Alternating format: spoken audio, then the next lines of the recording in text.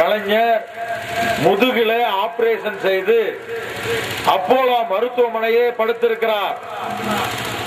அவர் சொல்கிறார், தன்னுடைய மகன் ஸ்டாலினை அழைத்து, நானே இந்த அருந்ததியர் உள்ளிட ஒதுக்கீட்டுடைய சட்ட முன்வடிவை சட்டப்பேரவையிலே நானே பேச வேண்டும் என்று ஆசையோடு இருந்தேன். ஒடுக்கப்பட்ட அருந்ததியர் மக்கள் கைதூக்கி விடப்பட வேண்டியவர்கள், அவர்கள் மிகவும் அடிவட்டத்திலே இருப்பவர்கள். அவர்களுக்கான இந்த மசோதாவை நானே வந்து சட்டப்பேரவையில முன்மொழிந்து பேச வேண்டும் என்று இருந்தேன். இயற்கை என்னை சதி செய்து விட்டது. நான் மருத்துவமனையில் இருக்கிறேன், என்னால் வர முடியவில்லை என்று ஒரு கடிதம் எழுதுகிறார். அந்த கடிதத்தை ஸ்டாலின் அவர்களிடம் கொடுத்து சட்டப்பேரவையில படிக்க சொல்கிறார். ஸ்டாலின் அதை சட்டப்பேரவையில படித்து அருந்ததியர் உள்ளிட ஒதுக்கீடு என்கிற அந்த சட்ட மசோதாவை அந்த சட்டப்பேரவையில அறிமுகப்படுத்துகிறார். உங்களுக்கு தமிழ்நாடு சட்டப்பேரவை பத்தி தெரியும். எந்த சட்டம் வந்தாலும் ஒரே கூச்சல், குழப்பம், வெளிநடப்பு, எதிர்ப்பு எல்லாம் நடக்கும். ஆனால் அருந்ததியர் உள்ளிட ஒதுக்கீடு குறித்து கலைஞருடைய கடிதம் அங்கே படிக்கப்பட்டதும் அத்துணை பேரும் அமைதியாகிவிட்டார்கள். எந்தவித எதிர்ப்பும் இல்லாமல் அருந்ததியர் உள்ளிட ஒதுக்கீடு சட்டம் தமிழ்நாடு சட்டப்பேரவையில கலைஞருடைய முயற்சினாலே நிறைவேறியது. கலைஞருக்கு 100 கோடி நன்றி சொல்ல வேண்டும். அருந்ததி சமுதாயம் நன்றி சொல்லணும். மிக விரைவில் கலைஞருக்கு மிகப்பெரிய பாராட்டு விழாவை சென்னையில ஆதித்தமிழர் பேரவை நடத்த போகிறது. அவனும் மாற்று கருத்தே கிடையாதுங்க. ஆனால் கலைஞர் ஒரு கடிதம் எழுதினாரு அருந்ததியரை பற்றி. முரசொலியில அது முழுமையாக வந்தது, தினத்தந்தியில முழுமையாக வந்தது. நீங்கள் அருந்ததியர்களாக பிறந்த ஒவ்வொருவனும் படிக்க வேண்டியது.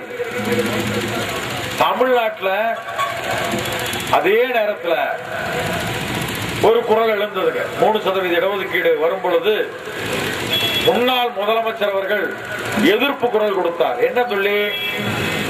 கலைஞருக்கு இதை நிறைவேற்றுவதற்கு அதிகாரமே கிடையாது, மத்திய அரசுக்கு தான் இந்த அதிகாரம் இருக்குது, மத்திய அரசு தான் இதை நிறைவேற்ற வேணும், கலைஞர் அருந்ததியர்களை ஏமாற்றுகிறார்.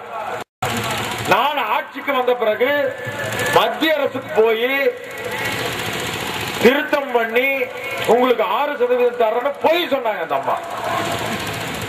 இந்த அம்மா அருந்ததியர் உள்ளிட ஒதுக்கீட்டை எதிர்த்து பேசினார்கள். முன்னாள் முதலமைச்சர் ஜெயலலிதா அம்மையார் அவர்கள் அருந்ததியர் உள்ளிட ஒதுக்கீட்டை எதிர்த்து பேசினார்கள். பத்திரிகைகளை புரட்டி பாருங்கள், தெரியும். உடனே ஆதித்தமிழர் பேரவை தமிழகம் எங்கும் முன்னாள் முதலமைச்சருடைய கொடும்பாவியை எரித்தோம். அதற்கு பிறகு அந்த அம்மா அடங்கினாங்க. அதுக்கப்புறம் அறிக்கை விடுறாங்க, நான் ஒன்றும் அருந்ததியர்களுக்கு எதிரி அல்ல, கலைஞர் பொய் சொல்கிறார், கலைஞருக்கு அதிகாரம் கிடையாது, நான் வந்தா உங்களுக்கு எல்லாம் செய்யறேன் அப்படின்னு ஆதித்தமிழர் பேரவை போராட்டம் நடத்திய பிறகு அந்த அம்மா அறிக்கை விடுறாங்க.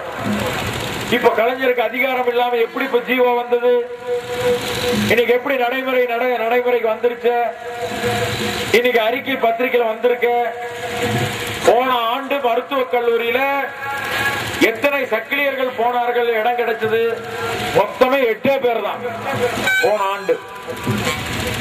இந்த ஆண்டு பத்திரிகையில் அவங்க கொடுத்த அறிக்கைப்படியே 48 பேர் விட இடம் கிடைச்சிருக்கு. 3% இடஒதுக்கீடு கிடைத்த பிறகு இது முன்னேற்றமா இல்லையா? நிறைய பேர் படிச்சவங்க ஆதித்தமிழர் பேரவைக்கு எந்த விதத்திலும் உதவி செய்யாதவர்கள், நன்கொடை கொடுக்காதவர்கள், ஆதித்தமிழர் பேரவையை கண்டாலே ஓடி ஒதுங்குகிற படித்து வேலையில் இருக்கிறவர்கள் எல்லாம் எனக்கு போன் போடுவாங்க. என்னங்க தலைவரை, நீங்க 3% வாங்கி கொடுத்திருக்கீங்க, 6% என்ன ஆச்சுன்னு கேட்பாங்க. நான் உடனே கேட்பேன், உங்க பேர் என்ன, நீங்க எங்க இருக்கீங்க? என் பேர் பழனிசாமிங்க. எங்க இருக்கிறீங்க? நான் வாதியாரா இருக்கிறேங்க. எந்த ஊர்லீங்க? நான் நீங்க மல்ல சமுத்திரத்துல இருக்கிறேங்க. சரி, மல்ல சமுத்திரத்துல மாநாடு நடந்ததில்ல, நீ எவ்வளவு நன்கொடை கொடுத்த? இல்லைங்க, நான் கொடுக்கலைங்க. நன்கொடை கொடுக்காதவன் தான் முதல் கேட்கிறான், ஏன் 3% போதுமா? நன்கொடை கொடுக்காத ஆளு, பக்கத்துல வராத ஆளு, படிச்சு வேலை இருக்கிறவன் தான் இடஒதுக்கீடு என்ன ஆச்சுன்னு கேள்வி கேட்கிறான். நன்கொடை கொடுத்தவங்க யாரும் கேட்கலைங்க. இன்னொரு செய்தியை சொல்கிறேன், நிறைய பேருக்கு தெரியல. 3% இடஒதுக்கீடுன்னா வெறும் 3% மட்டும் அல்லங்க. 18% இடஒதுக்கீடு அருந்ததியருக்கு, மொத்தம் தாழ்த்தப்பட்டவருக்கு. 3% அருந்ததியருக்கு, மீதி 15%. இந்த 15% அருந்ததியருக்கு இடஒதுக்கீடு இருக்கா இல்லையா இது கேட்கிறாங்க நிறைய பேர் கேள்வி. அரசாங்கம் தெளிவா சொல்லிருச்சு, 15% இடஒதுக்கீட்டுல அருந்ததியருக்கு இடஒதுக்கீடு உண்டு. இதுக்கு மேல என்னங்க வேணும்? தெளிவா சொல்லிட்டாங்க. சரி, தனியார் அரசாங்க பள்ளிக்கூடத்துல மட்டுமல்ல, அரசாங்க கல்லூரியில மட்டுமல்ல, அரசாங்க அலுவலகத்தில் மட்டுமல்ல, தனியார் பள்ளிகளிலும் தனியார் கல்லூரிகளிலும் சுயநிதி கல்லூரிகளிலும் இப்ப விவேகானந்தா இருக்குது, விநாயகா மிஷன் இருக்குது, KSR இருக்குது. இந்த மாதிரி தனியார் கல்லூரியிலே இடஒதுக்கீடு கொடுத்தாகணும். சரி, பள்ளிக்கூடத்தில் படிக்கிறதுக்கு மட்டும் இல்லைங்க, கவுண்டர்கள் நடத்துற அத்தனை கல்லூரிகளிலும் லெக்சரர் போஸ்ட் 3% கொடுத்தாகணும். அங்க வேலை செய்யற கிளார்க் போஸ்ட் 3% கொடுத்தாகணும்.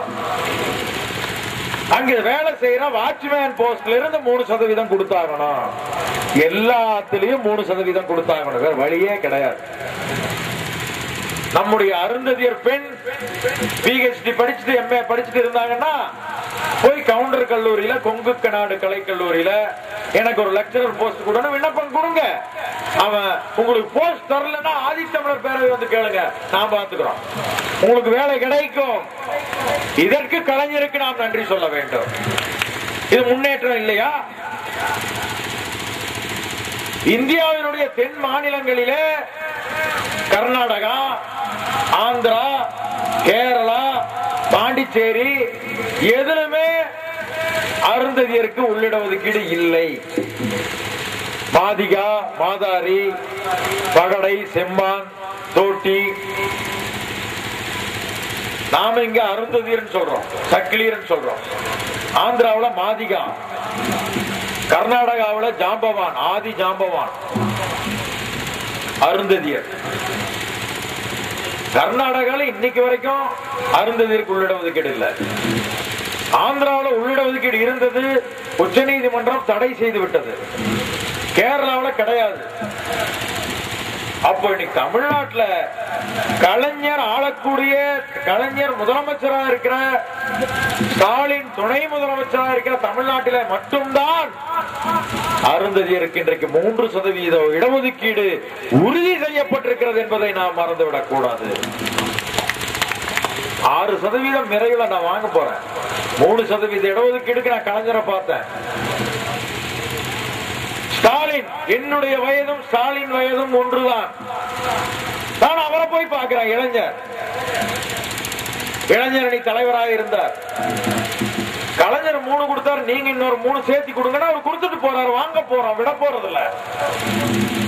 ஆக இதற்கு முன்கை எடுத்தது யார்? கலைஞர் கொடுத்தார். ஆதித்தமிழர் பேரவை தான் முன்கை எடுத்ததே ஒழிய கட்சியில இருக்கிற எந்த அருந்ததியனும் முன்கை எடுக்கவில்லை. கட்சியில் இருக்கிற யாரும் உள்ளிட ஒதுக்கீடு பேசவில்லை. எந்த கட்சிக்கார, திமுக இருக்கிற கட்சிக்காரரே கூட கவுண்டர் கோவிச்சுக்குவாரு, நாய்க்கு கோவிச்சுக்காரன்னா ஒரு உள்ளிட ஒதுக்கீட பேசலைங்க யாருமே. ஆதித்தமிழர் பேரவை தான் பேசிச்சு. அதை மறந்துவிடக் கூடாது. இப்படிப்பட்ட நிலைகளே தான் இன்றைக்கு ஆதித்தமிழர் பேரவை பல அருமையான வேலைகளை இன்றைக்கு செய்து கொண்டிருக்கிறது. நம்மை பொறுத்தளவு இன்றைக்கு நிறைய பிரச்சனைகள் அருந்ததிகள் இருக்கிறது. தமிழ்நாட்டில் இருக்கிற பல்லருக்கு ஒரு